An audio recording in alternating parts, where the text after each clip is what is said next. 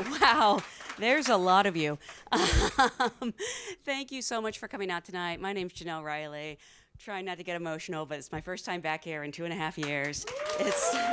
So thank you. Thank you all for masking and vaccinating and coming out tonight for the special evening. Before we get started, I do want to let you know that the SAG-AFTRA Foundation is a nonprofit organization that relies entirely on donations to provide emergency assistance and free educational programs to SAG-AFTRA artists. This conversation is made possible thanks to the generosity of our supporters. Over the past year, the foundation has given over $7 million in COVID relief to over 7,500 performers. So if you are a SAG-AFTRA artist and you need help, please ask.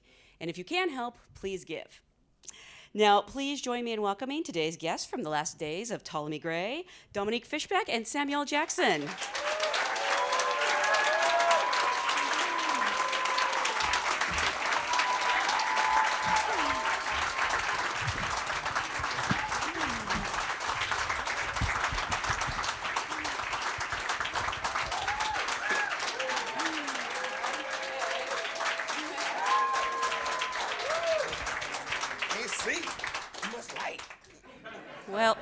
Well, now we're out of time, so thank you so much for being here. This is an audience of your fellow SAG-AFTRA actors. Yeah, so I always like... Do they vote? They do, right? Did you all vote today? That's the important... This is the hardest thing, you know, it's like I haven't done TV, so I've been a little irritated because I actually feel like I'm out here like campaigning for a vote. So I'm like, I did the work, people watch it, they like it, they'll vote for it. And no, you have to go talk about it. So I'm not cranky today. I'm getting used to it. Well, I actually always love to start by asking, how did you get your SAG card? What was the job that brought that magical card to you? Oh, well, I did like 4 lines on a show called The Nick. Oh, yeah. And then I got eligibility for that. Nobody would recognize it because it was just profile and it was in the dark. Really? But I got eligibility from that. And then I did Show Me a Hero on HBO with David Simon, and that kind of got me the card. That's actually a great first job. Like, most people are like local McDonald's commercials or... Yeah, and I got to be opposite Clive Owen. He was really nice, so that was cool. That's amazing. Yeah. Sam, for you? I got my card in 1972. I was still a student at Morehouse, but I got in this movie called Together for Days with Clifton Davis and Lois Childs, and I had a speaking role as one of the gang members. And I think entry was like $250 or something, which I did not have. So I had to borrow that from somebody to join SAG. And, you know, I've been a member since then. That was back in the days when you only had to make like $175 a year for your insurance to kick in. It was awesome. Yeah, the good old days. But now you get screeners, so it evens out. No, now you get to go to the website. Yeah, that's you don't get to clutter your house up with screeners anymore. Your friends don't call you, can I borrow the screener? So. To which you always say no, it's not allowed. Of course, yes. Yes, of course. I said, yes, you may come to my house and watch it, but you can't take it home. However, if you want to share screeners for Last Days of Ptolemy Grey with other voters, Apple's here. Please do. Yeah. Congratulations on a beautiful show. Sam, you've been a producer on several projects. I'm curious if what draws you to a project initially as a producer is a role in it, or if you're looking at things. No, it's always a story. You know, it's a story that I don't know if people are going to find or people are going to read the book or know about the book. So I figure if I can bring some attention to that particular, you know, story, or for a writer or whatever, especially a person like Walter, I just figured, you know, it was easy. I was like, I'll call and find out who already owns this book. Nobody. And I was like, oh, good. So let me option it. I optioned it, and then it took us 12 years to get it made. So there you have it. I can't get over that. Well, you know, Eve's Bayou was the same way. It took like, 8-9 years to get Eve's Bayou made when we discovered it. So it was the same thing. Is there a point where you're just like, I have a track record, why won't you listen to me? I do have that in my mind, and I do have a lot of resentment for people when they don't do that. And sometimes I hide it, most times I don't. You know, because people tell you that bullshit. It's like, I want to be in the Sam Jackson business. You know how much that costs, right? Or, you know, if you're really nice to me, I'll give you the friends and family discount. But, you know, otherwise, you know, it's a thing. It's crazy. You know, people tell you that. But you got Walter, you got me. What, you know? So I don't know. I don't know what it is. I don't know why. I don't want to say what it is, even though I might say what it is, and people know what that is. It's like, well, we don't know how it's going to fly in the general pop, you know? So people don't want to watch a story about an old black dude, his black family, and what's happening in this. But yeah, there's enough black people that'll watch it. I don't care who else watches it. So I'm good with that. So who was it who finally said yes? Was it Apple TV Plus? Well, no, they weren't the first people. The other people wanted to do it as an hour-and-a-half movie, or you know, maybe we can stretch it 2 hours. And I'm like, but you make all these other little miniseries. Can we like do this? And they go, well, we don't know. And I said, well, let us use that, you know, set that's in Atlantic City, you know, maybe, or that place where those gangsters used to live. We can use that set and call it somewhere else. No, they weren't down with that. Yeah. So I don't know. But we finally, they finally put it in turnaround and let us have it. I was like, here, take it. I was like, okay, thanks. So, and we got Apple, and we, you know, the streamer happened, and it was cool. We tried some other people. They missed, you know. they missed it, and, you know, Apple caught it, and thank God I'd done the banker for them, and they were like, you know, great. So, yeah, we like what you did in that, and thanks for, you know, lending us your services and doing the kind of job you did, you know. Let's see if we can do it again. So it was great. Why were you so determined that it be a limited series? It's a dense book. I mean, you see how these characters operate and who they are. You can't find out anything about these people in an hour and a half. I mean, you can't even tell the real story in an hour and a half, or what's happening, and who they are, why they are, what's happened in his past, or what this country or what society has done to create these people, or what the family dynamic is that's not, I mean, that was one of the sticking points for the other people was like, well, can we just make Robyn a real family member? No, because that's not how that works. You know, the way we work in our community is, you know, people come into our lives, we take them in, they become our family. And they were like, really?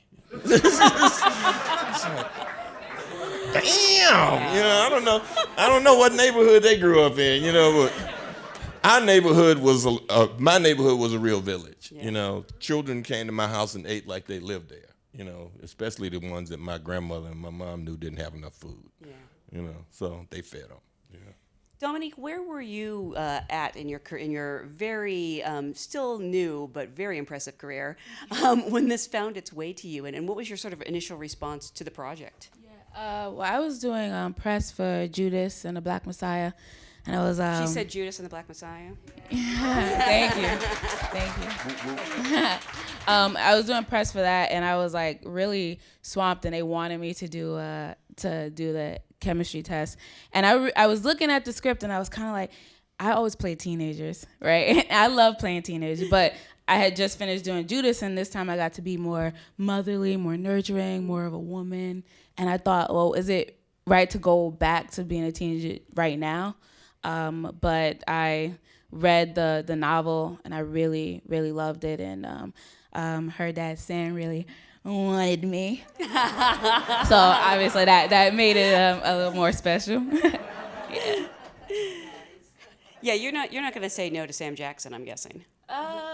Maybe. Wouldn't be the first. No, but that obviously that makes it.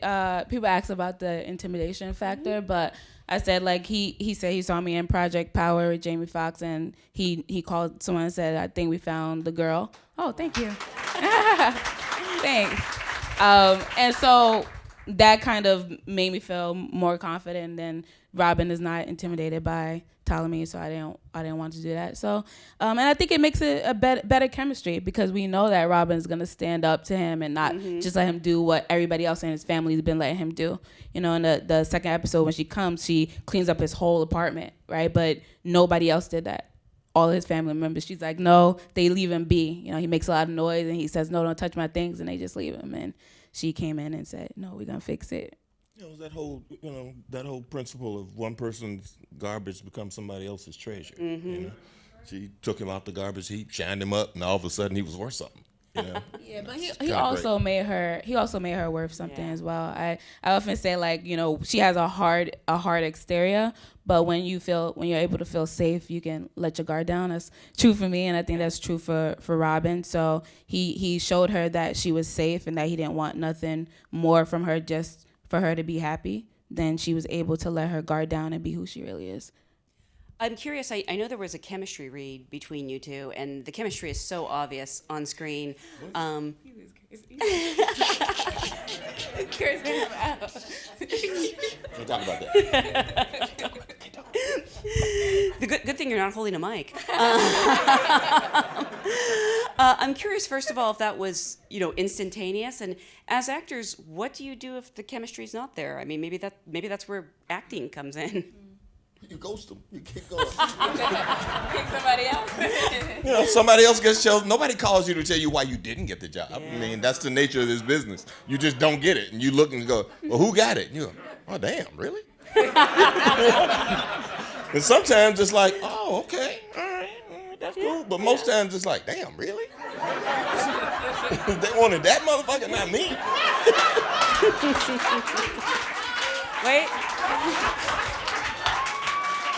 Wait a second, I think we have a bingo going. 11 minutes till the first motherfucker. Took that long? I know, I'm impressed, honestly. But sometimes you don't have a say. Sometimes you're cast opposite someone and, you know, maybe you're not feeling the chemistry. Seems like a win.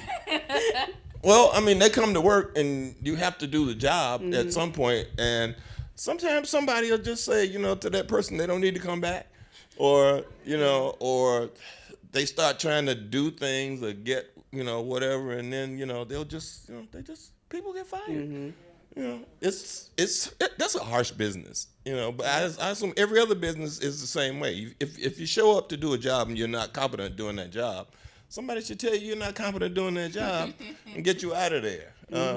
That happened on this. Did it really? Oh. We're gonna let it go, right? Yeah, right. Yeah, shit happens. And, you know, sometimes there are people who think they can't be fired.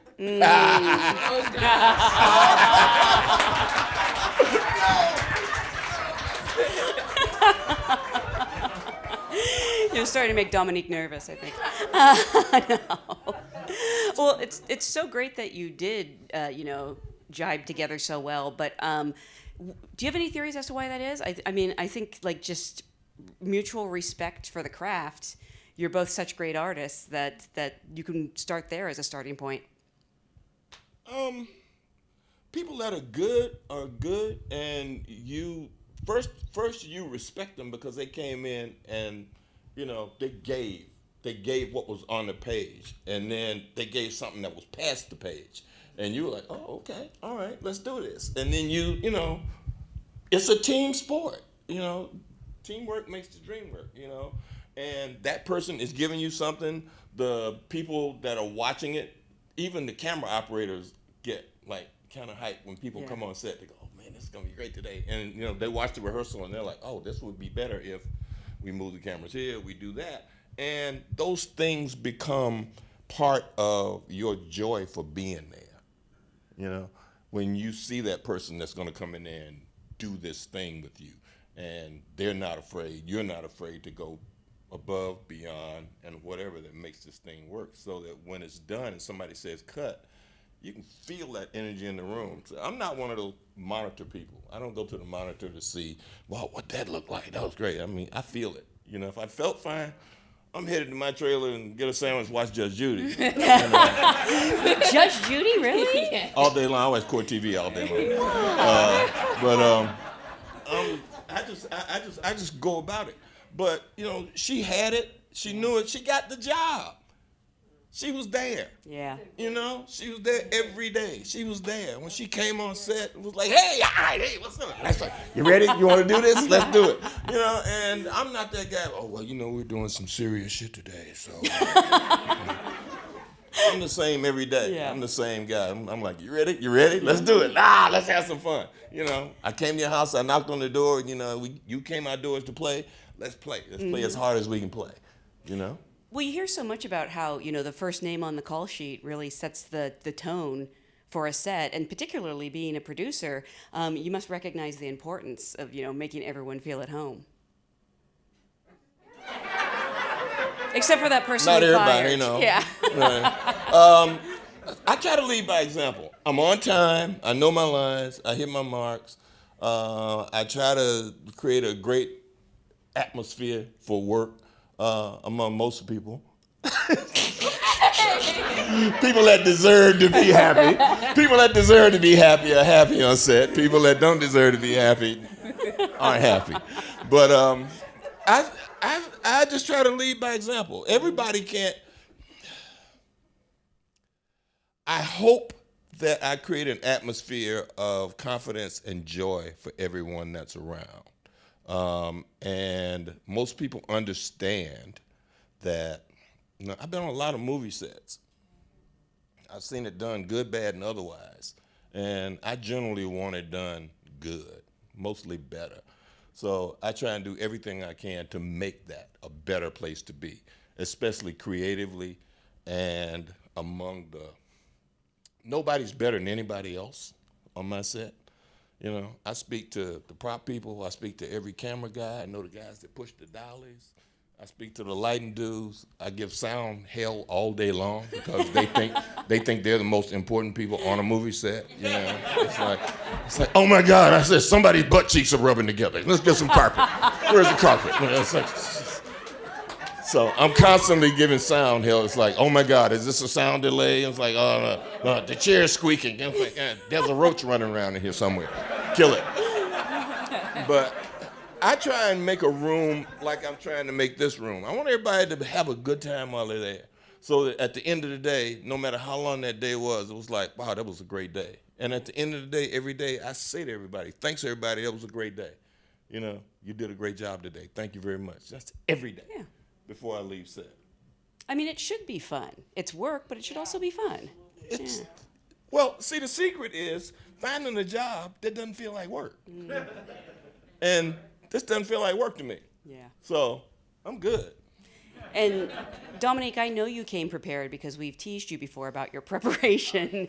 But I mean, whatever you're doing is working, so I'm not genuinely teasing you. What was it you prepared? Was it 28 pages? Yeah, so usually I like to journal as my characters, but this time Robyn was like, I don't know what to do with them other girls, but I don't do that. So I was like, we're going to have to find a compromise. So I ended up doing a 28-page PDF where I used Walter's book to kind of pull things from the story that didn't make the script initially that I thought was important to her arc. Because while it's the last days of Ptolemy Grey, we want to make sure that this young woman, this young black woman, has her own story, has her own purpose and autonomy over her body and what she does. So in the PDF, I kind of decided that she wanted to be an astronomer based off of her name. So as her name is Robyn, and Robyn's fly, but she had so much trauma in her life that flying in an airplane wouldn't be far enough. So she always imagined that she could escape by going to space and finding her own like extraterrestrial being. And then before she could get to space, she kind of finds her own in Ptolemy in a way. Like because his mind is going elsewhere. He's on different timelines almost, and it intrigues her, and she wants to know and she wants to understand it. You know, in 106, you see her. She doesn't judge him when he's like, you see the devils in here? She's like, yeah, I do. Because what's the point of making him feel like nobody understands him? Mm-hmm. But she knows what it feels like to be misunderstood, and so she could hold space for him in that way. And then the scar that she has is one that I asked them if she could have, because I wanted to make sure that when you see her before she even opens her mouth, you believe the story about her background. You know, you believe that she's been through things. I made her a birth chart, like, I did. But I like to have fun. I'm definitely a nerd, so I made all that stuff. That's what we do. Yeah. That's what we do. Yeah. That's what we do. That's what we do. That's why you showed up ready every day. And Sam, you've played so many roles, but I don't think you've ever played a 90-year-old one man suffering from dementia before. How did you prepare for this? Well, I live with a bunch of people who had dementia for Yeah. a while. My mom, my grandfather, my uncle, her sister, my father's sister, a lot of people. So I watched it for a long time. And I kind of knew I could do it, but I wanted to give them that sense of dignity that, I missed in them. When the light went out in their eyes, I remember when that happened, or, I had various and sundry things happen, in my life. One of the most, one of the craziest things that happened. I remember once coming in the house when I come home from college, and my grandfather, I walked in the house and he was in the back, and I walked in the back and I was like, "Pop!" And he turned around and he looked at me. He didn't know who I was, and he reached in his drawer and got his pistol and he pulled the trigger, and I said, "Oh!" And the gun misfired. It just didn't fire. I was like, "Oh shit!" And I just grabbed him and hugged him. Yeah. So to know that something like that can happen, just because, or to see her when she came in, and the first time I see her and I'm screaming, it's like, "Oh my God!" Oh, bird. So that took me all the way back there, and to be in that room by myself for like 3 or 4 hours shooting those scenes where I was alone and eating beans and watching it rain and do stuff. I remember just sitting and watching my mom, be by herself, And I had some friends in here now that knew my mom when she used to come here. And I'm sure they watched also the process of her being this vital person that used to come and play charades with us to this person that couldn't do it anymore. That some mornings I would get up to go to the golf course and she'd be downstairs with a suitcase packed and a coat on, saying she didn't like being in this hotel anymore. She wanted to go home. So that reached the point where she couldn't come. So I had all these things that I could call on and genuine feelings. And all of them were bad memories. She and her sister made me laugh a lot, when they were together. They were like, once they were fully into their dementia, they were like two little kids together. They were like the little girls that they used to be when they were together. They walked around the yard and laughed together and carried the pocketbooks and talked. And every time somebody came in the house, from me getting up early and them saying they were hungry, I would feed them. And then the housekeeper would come and "You hungry?" Yeah, they would feed them. And then my wife would get up and then say, "You hungry?" Yeah, and she would feed them. They were eating like they were working out. Yeah. But, things like that give you joy. Or they knew who the housekeepers were, but they hid their purse from the housekeeper every day because they didn't know who they were. And that became like an hour-long process every day of like, okay, where'd they put their pocketbooks today? So it was stuff. But I wanted to honor those lives and give the fun parts that she got from Ptolemy and the sad parts that people were triggered by when they watched episode 1. Because people were like, "I don't know if I'm going to make it through this series." And I would be on Twitter like, "Please, just hang with it. It's going to get better." It's not going to be this 6 episodes of this. We just got to get you there to see who he is and feel that. But, wanting to honor those people because, like Ptolemy, they had lives well lived. That, there were good parts, there were bad parts, there were joyous parts, there were sad parts. They did good things for people. Sometimes they didn't. I mean, when Ptolemy had to confess this thing about his daughter, that's a whole nother. They would have missed that in the the other people that didn't want to do it series, But we got it in this, So we got it in there. So we got to tell that part of it. That's stuff that wouldn't have happened. Yeah. That, I just felt like it needed that length, it needed that strength. And we had a wonderful, wonderful, wonderful group of people that, things happen when they're supposed to happen. So you can get the right people, because she wouldn't have been there when it was that time. Damon, Gupton, Omar, wow. What an amazing, Reggie, just like this big bear of a dude, that I watched on TV and always like, I gotta get him in something, I gotta be something with him. And it was perfect for him to be, that person. And Walton, that's my guy, me and Walt, I love Walt. He's so good. He's not afraid to do anything, and that's the amazing thing about people that come in to work with you. You have to have people that have no fear. They want to, walk up to the edge of this thing and step off, let's see what we're going to hit. Yeah.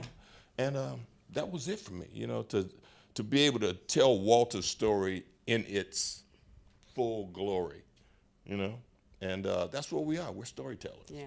you know. And if we can't tell a whole story, we shouldn't even be trying to tell it.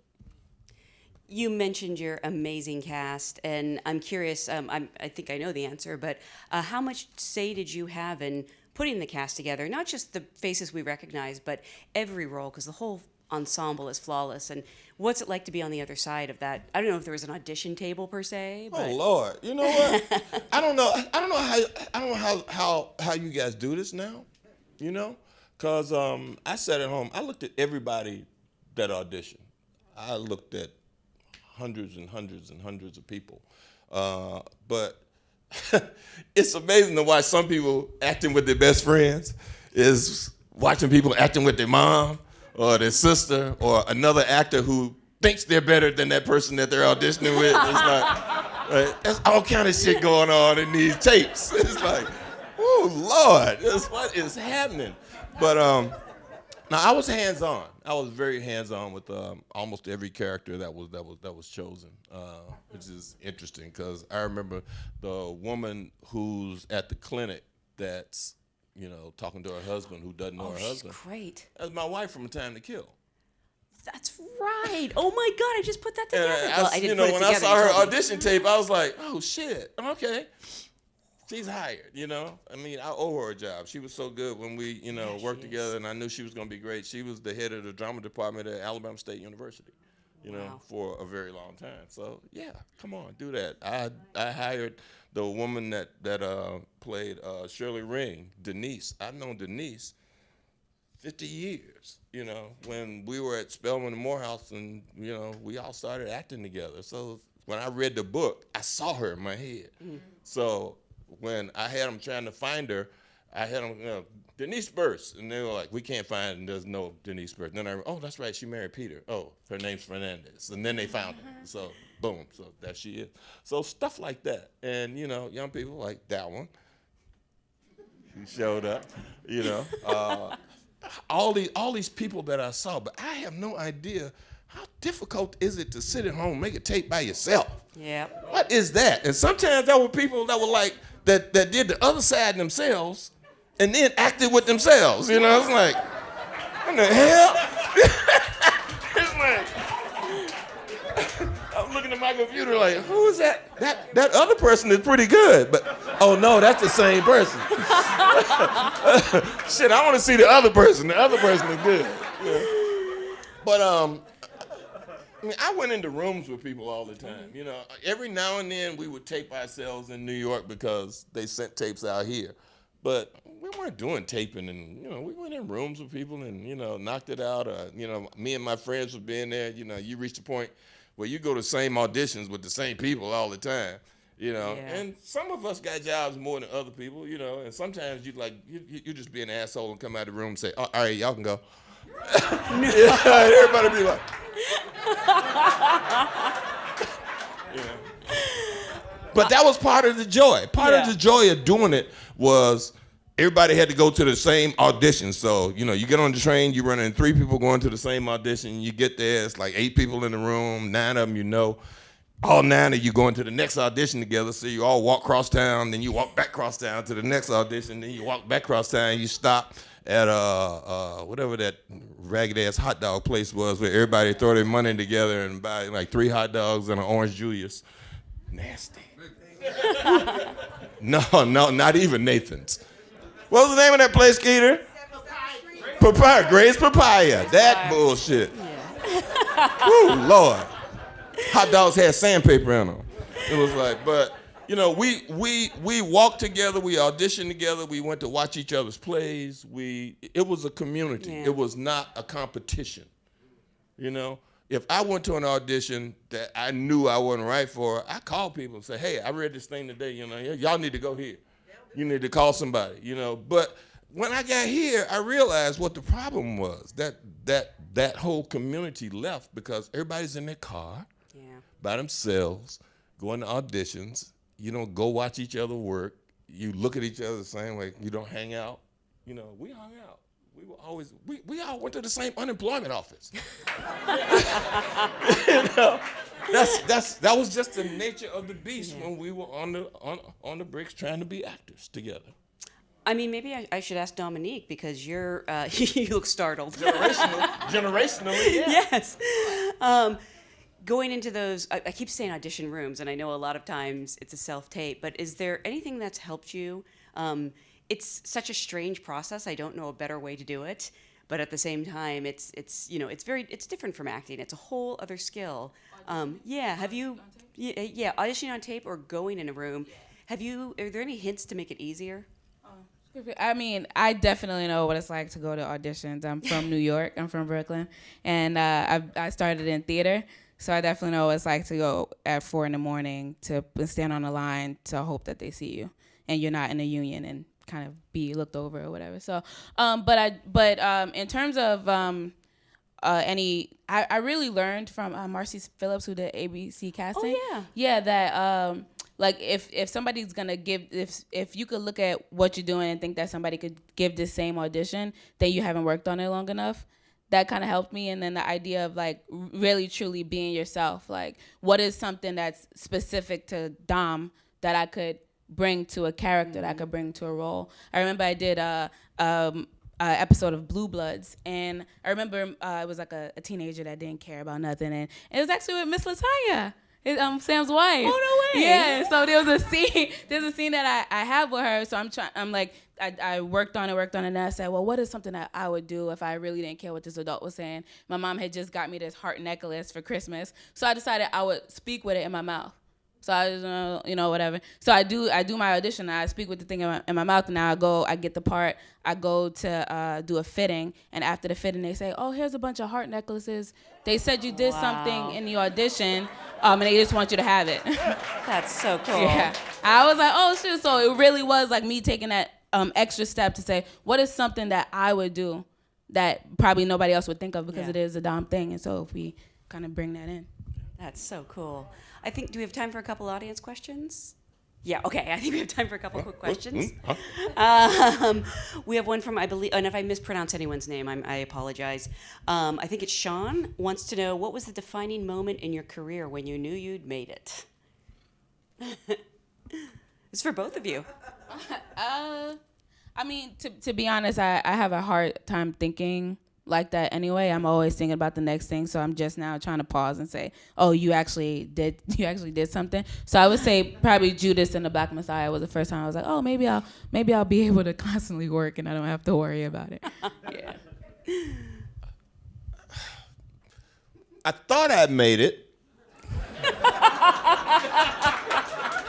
when I got my first really big movie job in ragtime, and I went to London, and I was on location for 2.5, 3 months. I thought I made it. Then I came back, and I didn't do another movie for 15 years. Then I thought I made it when I didn't have to audition for a job. That I got a call from my agent who said that I'd received this supporting actor award at Cannes. And I'm like, they don't give those. And she was like, well, they created one for you. Fine. And then these people called and said, I used to ask her, so did Hollywood call? And she'd always say, no.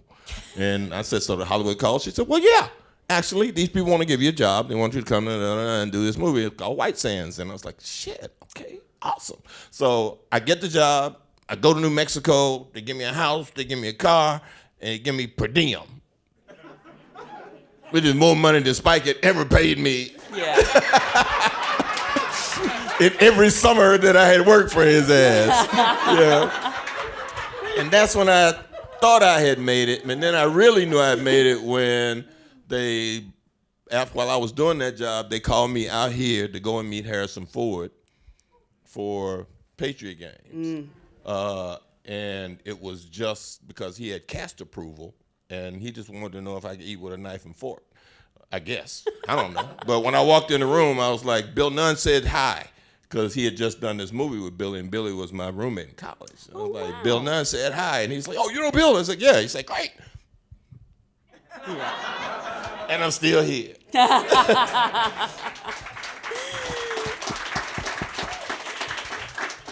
Finally, a question from Nick for Mr. Sam Jackson. What's in your wallet? Seriously, what's in there tonight?